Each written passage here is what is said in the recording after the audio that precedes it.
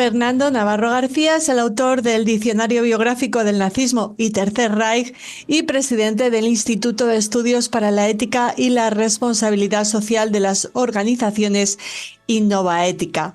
Y además es el responsable de este programa en el que nos acercamos a los protagonistas, los luminosos y los tenebrosos del Tercer Reich. Bienvenido, Fernando, a una nueva entrega de tu programa. Pues un saludo muy cordial, Raquel, y resto de oyentes de Radio Sefarad. ¿De quién vas a hablarnos hoy, Fernando? Bueno, hoy vamos a hablar de un personaje claramente de oscuridad. A pesar de que, esto si recordamos la entrada que tuvimos de Gisevius, Ujú. personaje gris, porque había estado un poco al filo de la navaja, ¿no? Entre la colaboración con el nazismo y la oposición directa. En el caso de Globke pasa algo parecido, incluso yo diría que más sangrante. Porque, mira, me voy a adelantar al final y a destripar la película.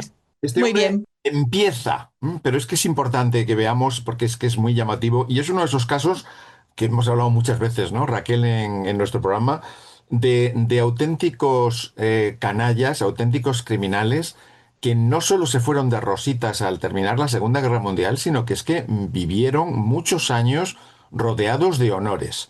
En el caso de Hans Glofke, que es el personaje del que hoy vamos a hablar, es uno de los principales artífices de las leyes de Nuremberg y por tanto, desde ese punto de vista, una de las personas que dio forma legal al antisemitismo bien vigente en la Europa del siglo XIX y del siglo XX, por desgracia también del siglo XXI, pero este hombre le da forma legal con las infames leyes de Nuremberg. Pero pocos años después, una vez terminada la guerra, y entre 1953 y 1963, llegó a ser secretario de Estado y jefe de la Cancillería de la República Federal Alemana bajo Konrad Adenauer, que había sido Sí. claramente un miembro de la resistencia. Adenauer nunca fue nazi Mm. y siempre se opuso al nazismo. Entonces, la, Pero la qué pregunta vergüenza, ¿no? Que llegaran a darse casos como el que nos comenta. Siempre lo decimos, pero hay que repetirlo. es terrible, ¿eh? Porque no estamos hablando de un personaje de escasa notoriedad, estamos hablando de uno de los principales artífices de las leyes de Nuremberg, ¿eh? Y especialmente el que redactó los comentarios a las leyes de Nuremberg, que son los que realmente eh, articulan su aplicación práctica. Lo vamos a ver, ¿eh? El Globke no es un gran líder de masas clásico del Tercer Reich, ¿no? Desde luego no es un Himmler, no es un Goebbels, no es un Goering. Son nombres que han pasado a la historia, muy populares, muy conocidos. Él es un personaje mucho más oscuro en el doble sentido de la acepción, en toda su polisemia. Es un personaje oscuro porque sirvió al mal absoluto, que encarnado en el Tercer Reich, y es un personaje oscuro porque tampoco estuvo nunca en primera línea de combate. Ya digo, no fue un Goering, no fue un Goebbels, ¿eh? No fue un Heydrich. Se acerca más a una figura que todos también recordamos, se acerca más a un Eichmann, a esos personajes en segunda línea, en tercera línea, pero sin cuya intervención los grandes crímenes del nazismo hubieran sido imposibles o al menos no hubieran sido tan eficaces como fueron. Y ahí tenemos, por ejemplo, el gran artífice de la solución final, fue Eichmann. Sin su intervención, de probo funcionario, pues probablemente el exterminio de los judíos húngaros, esos 400.000 judíos del Holocausto, de la Shoah crepuscular, pues no hubieran alcanzado esas cifras. Bueno, esto es hacer un poquito historia ficción, ¿eh? Nunca sabemos qué habría sido de las vidas de tanta gente sin la existencia de estos personajes. A mí lo que más me perturba de figuras como Globke, Raquel, es que después de haber estado tan comprometido con la legislación racial del Tercer Reich, Globke no es que no desapareciera, no es que huyera, no es que se escapara, no es que cambiara de nombre o se pasara a anonimato, sino que acabara ocupando uno de los puestos más influyentes de la República Federal Alemana, la Alemania Occidental, que era la encarnación del mundo libre frente a la Alemania del Este, la República Democrática Alemana, pues que ya lo sabemos, que era una tiranía bajo la bota soviética, pero en una tiranía puedes entender muchas cosas, la Stasi, etcétera, etcétera, etcétera, pero es mucho más difícil de entender y de asumir en una democracia como pretendía ser la República Federal Alemana, ¿no? Em, bueno, Globke nace en Düsseldorf en 1898, finales del siglo. No es un camisa parda, no está vinculado al partido nazi en sus orígenes. Lo suyo es otra cosa, lo suyo es el Estado, es la administración, es el expediente, él se mueve muy bien en el lenguaje jurídico y en la maquinaria legal. Durante la República de Weimar, recordemos el régimen que se instaura después del final de la Primera Guerra Mundial, Globke es un probo funcionario, es un funcionario disciplinado, eficaz, y en el 29, en 1929, ya está dentro del Ministerio del Interior prusiano. Esto es otro punto en común con el personaje que vimos en nuestro anterior programa, Gisevius, que si recuerdas también había estado, antes de incorporarse a la Gestapo, había sido un funcionario del Ministerio del Interior de Prusia, exactamente igual que Hans Globke.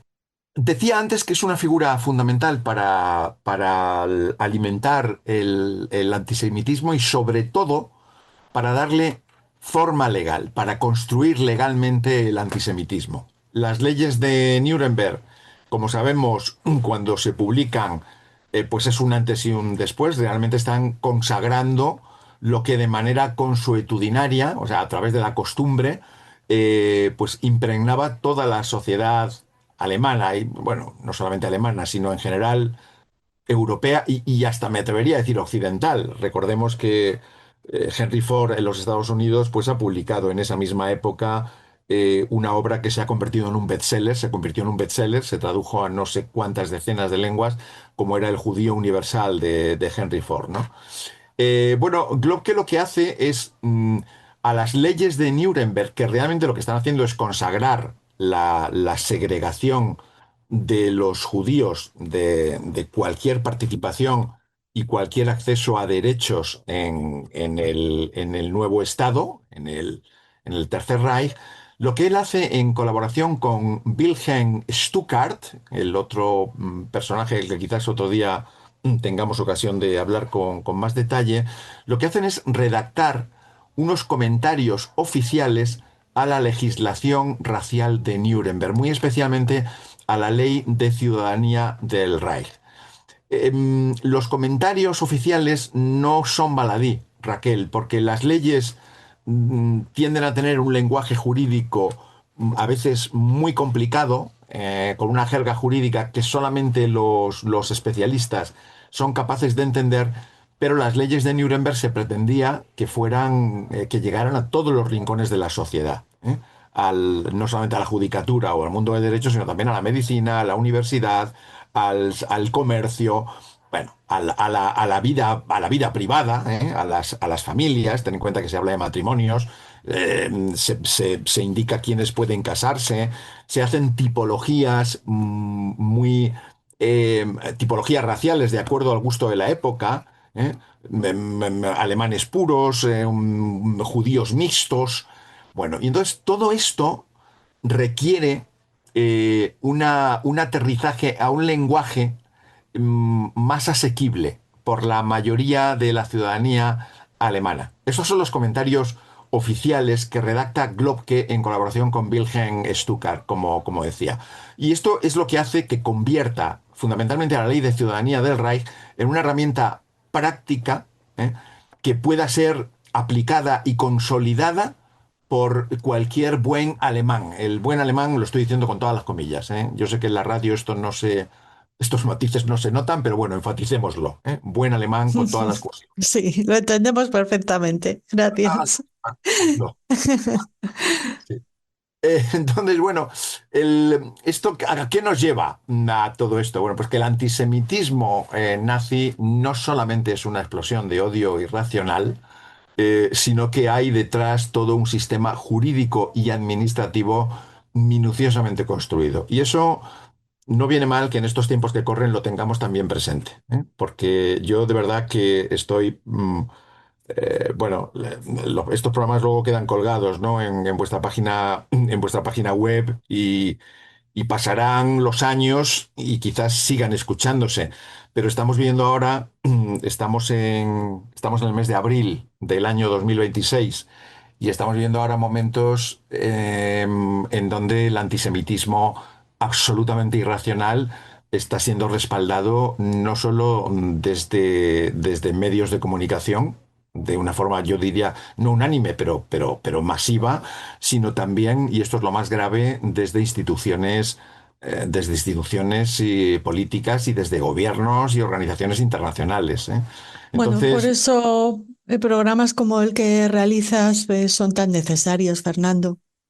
pues yo creo que sí, porque no te das cuenta cuando vives la historia, y en el fondo todos nosotros vivimos un momento histórico que luego aparecerá en los libros dentro de 40, 50 o 100 años.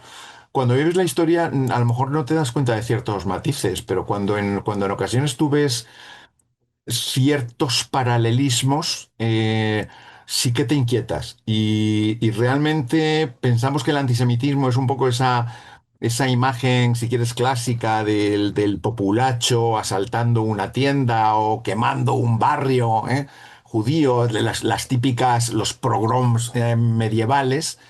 Pero el antisemitismo moderno, el contemporáneo, y en este aspecto yo creo que el Tercer Reich lo encarna muy bien, es mucho más que todo eso. Lo que hace es catalizar todo ese odio que desde luego se ha ido gestando a lo largo de los siglos en Occidente, catalizan ese odio y lo transforman en un sistema jurídico y administrativo muy bien montado y muy bien difundido a través de los medios de comunicación. Y eso evidentemente nos lleva a la SOA, indefectiblemente, como pasó en los años 30 porque claro, la SOA no empieza en Auschwitz.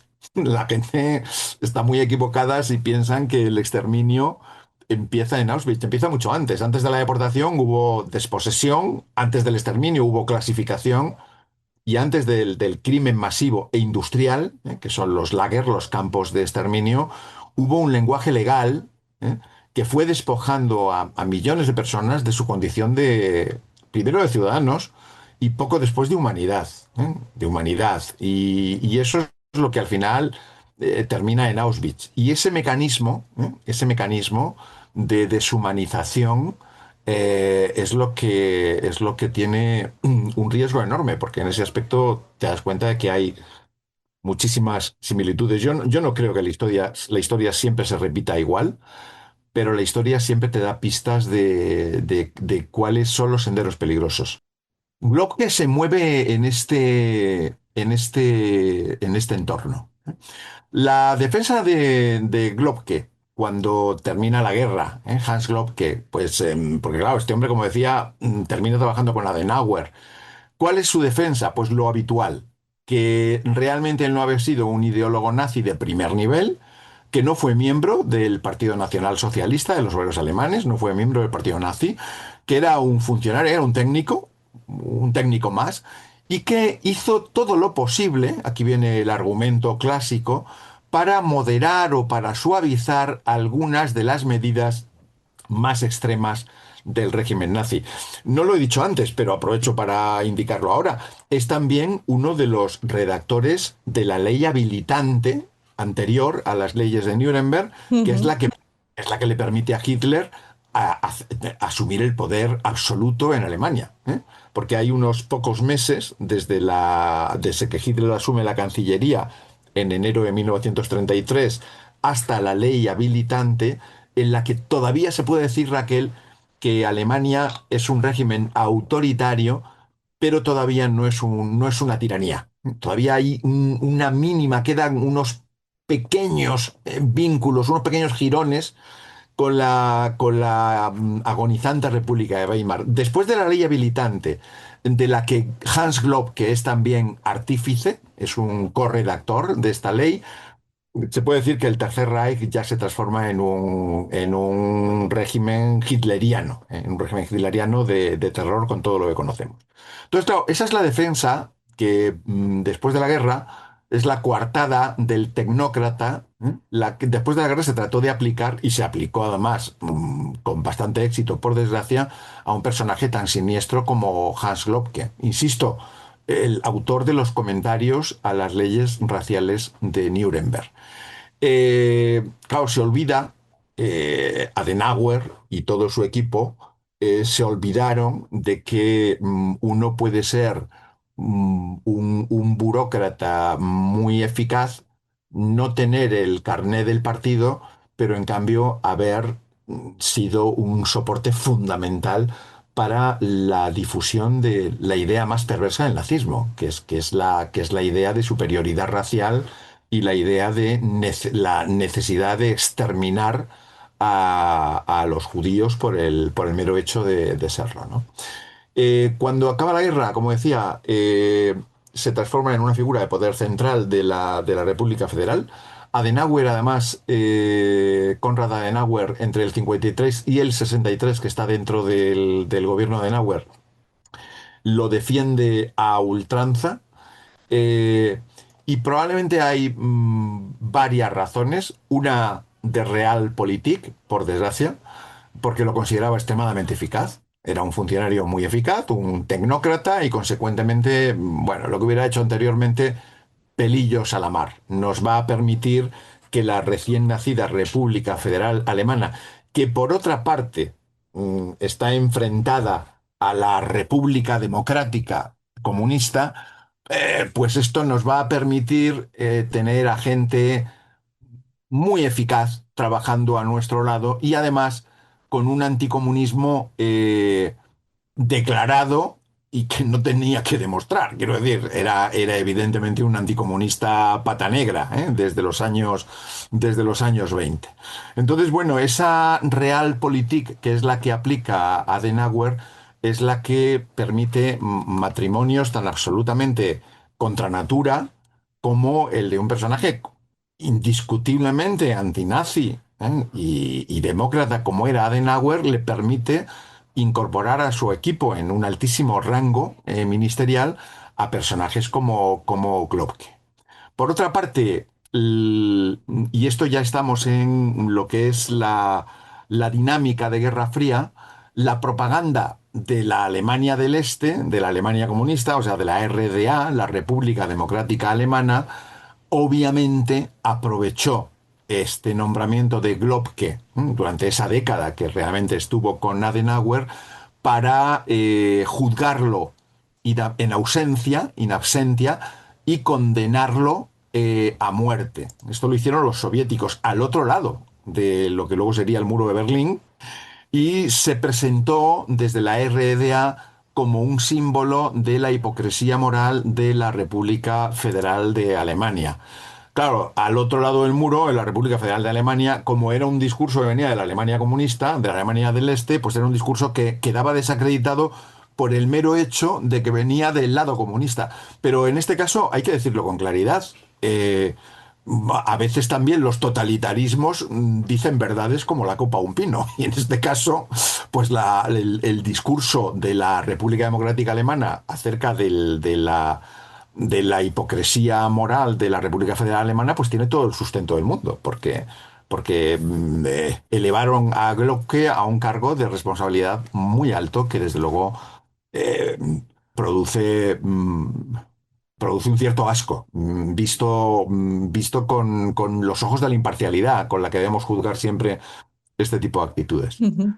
Klopke murió en el año 73, ya digo, rodeado de honores y habiendo ocupado unos cargos altísimos dentro de la política de la República Federal Alemana, de la mano de Adenauer, del que había sido inicialmente un opositor furibundo al nazismo. Entonces, bueno, esos matrimonios extraños que hace la praxis política en muchas ocasiones y que la verdad es que desde el punto de vista ético pues repugnan, porque no dejan de ser unas incoherencias muy dolorosas.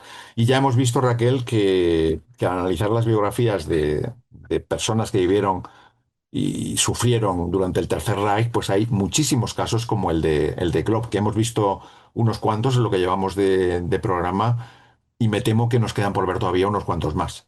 Pues así será, porque lo que era útil para las democracias enfrentadas después de la Segunda Guerra Mundial, pues eclipsó un tanto la justicia de colocar la justicia, de haber evitado que la presencia de personajes de tan oscura moralidad ocuparan esos cargos tan importantes, ¿no? Se ha olvidado a Total. las víctimas y se buscó, bueno, pues el beneficio económico, estratégico, de muchos tipos Totalmente. de esos gobiernos, pero especialmente con el caso de Alemania, pues duele, o con el de Austria, ¿no? Sí, sí. Con que estaban Bueno, tan, eso quizás también ha servido, yo creo que este tipo de errores, vamos a llamarlo así, errores, sí, este tipo de errores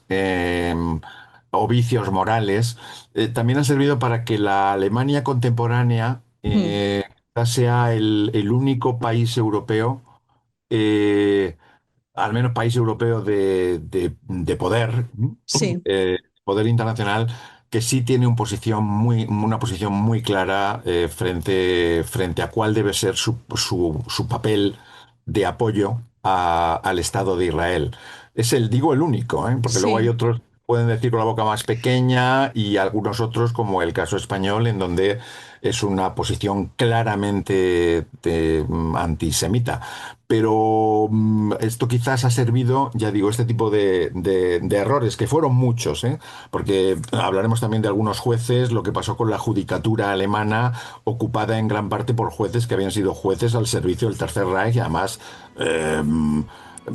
convencidos de su papel. Claro, luego ocuparon la judicatura y fue muy difícil que esos jueces juzgaran a otros alemanes acusados de nazismo. Entonces, esto quizás ha servido para que Alemania hoy en día sí que sea consciente de cuál debe ser su papel, mm, eh, y para no caer otra vez en los errores del pasado. Por ese asunto, exacto. Ujú. yo creo que quizás Alemania está siendo muy, muy clara y es muy de agradecer. Sí, y su lucha contra el antisemitismo también Sí, sí, siempre se destaca. Pues claramente. como siempre tienes razón. Te esperamos en la próxima edición de Luz y Oscuridad bajo el nazismo, no sin antes agradecerte mucho que compartas con nosotros todos esos años de estudio y conocimiento y reflexión. Muchas gracias, Fernando. Un abrazo muy fuerte, Raquel, a ti y al resto de oyentes.